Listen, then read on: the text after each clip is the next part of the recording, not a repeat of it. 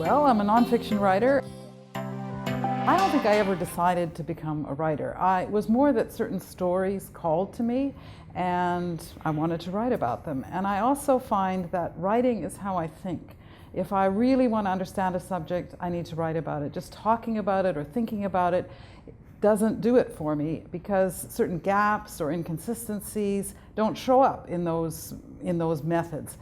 So you actually have to sit down, try to write it, try to communicate it to someone that way. And that, for me, that works to understand things. So that's why I was drawn to writing. I really like the research process. I've met a lot of interesting people writing, and you have an excuse. I mean, if you're writing a story about someone, you have an excuse to find out their story, which you wouldn't otherwise have. So that's, it's just a lot of fun. And that's why I like nonfiction. Some people like to invent stories, but I like to discover them and to talk to people about those stories. So for me, it's a perfect thing to do.